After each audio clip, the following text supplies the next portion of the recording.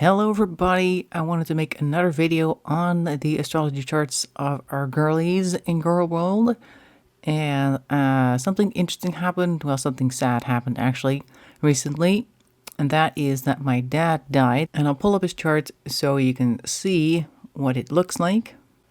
Okay, so here it is, and let's see, we have here his houses and everything, and on the outside we have all the transits. So these are the current positions of the planets in the outer wheel, and his birth chart is in the middle right there. So if I go and animate this, there, I had to make it a slightly different looking thing. Okay, so if I go to day and I go to the date, the 13th of April, right here. So this is the day that my dad died. So that was very recently. And since I'm into astrology, after a while of having calmed down, I wondered if it was possible to see that event coming up in his chart, because I hadn't actually looked at his chart that much. Now, he had been in a care home for the past couple of years, so I knew an end was coming, but I wasn't exactly sure when that was going to happen. But just so happens that it happened on the 13th. That was last Sunday. So I watched the video on it, and of course there are different ways you can tell if somebody's going to pass away or not. But one of the things that I think is the case here was that Venus was transiting his fourth house. Now, it's quite a bit of a cluster down here.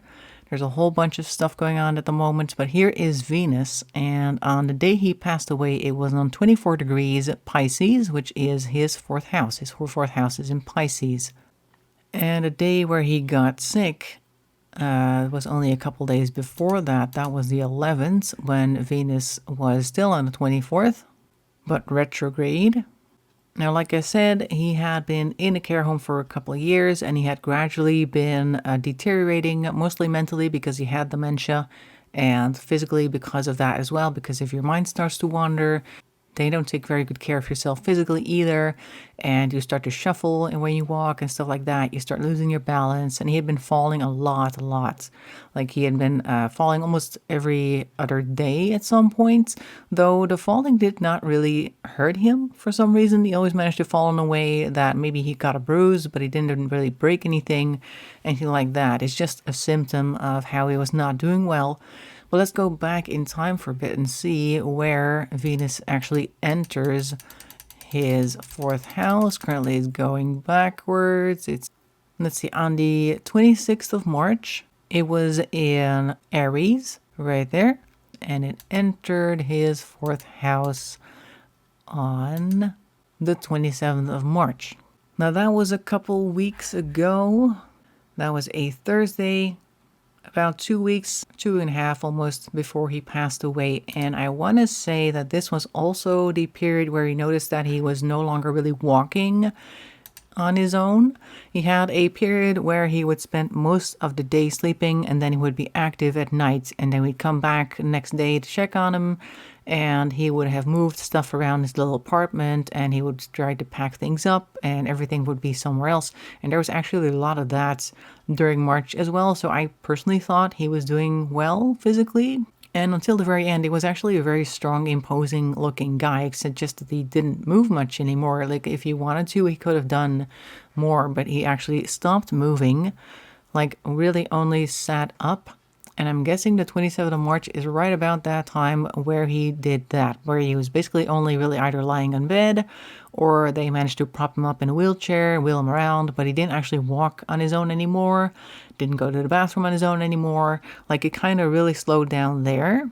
And that is when Venus was retrograding into his fourth house. And then, of course, if you jump ahead, going forward, 29th, 30th, 31st, 1st of April, Venus still going back and forth. May actually dip into Aries for a moment. Nope, we're back here. 11th, this is where he actually got sick with a lung infection. On the evening of the 11th, he had a lung infection, and then on the 12th, he needed oxygen, and then after that, on the 13th in the evening, he passed away ultimately. Now, interestingly as well, I'm looking through back and forth between the 11th and the 13th. If you'll notice, aside from being in the 4th house, Venus is still on retrograde on the 11th.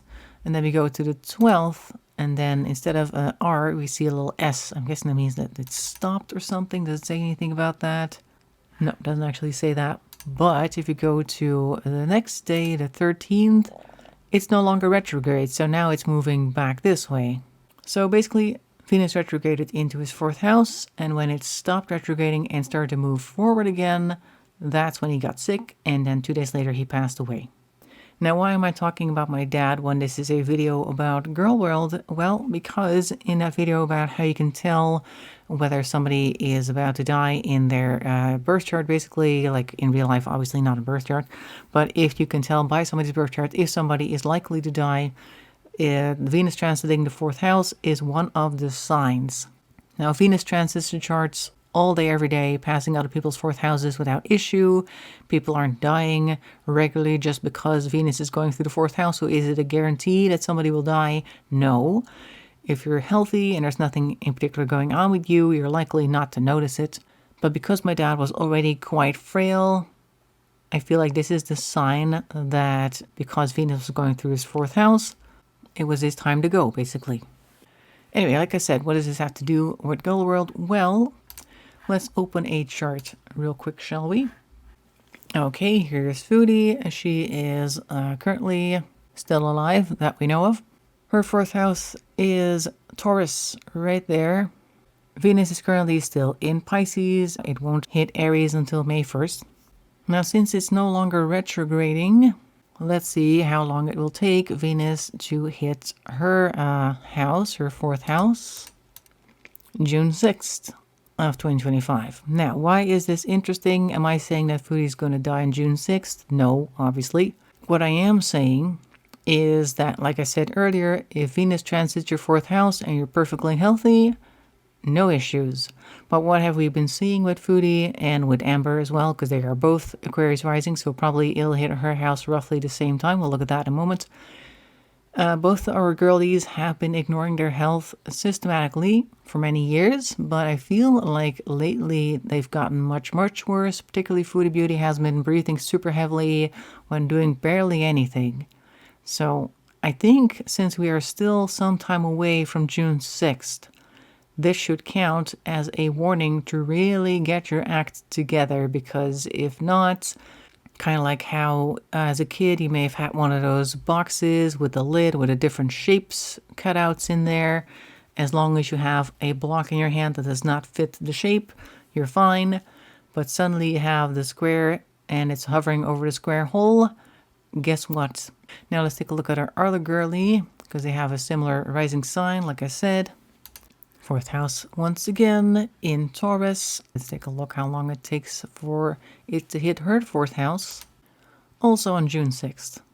Now, even if the fact that Venus is transiting your house and you're doing poorly meant 100% that you would die, would that mean that they would die on June 6th? Probably not. As we saw with my dad, Venus went back and forth a couple of times. It was until they stopped retrograding and started moving forward again that something happened to my dad. Like I said earlier, it is a very stern warning to get your act together, because if Venus finds you lacking in your 4th house, it is a possibility that you will be in very dire straits.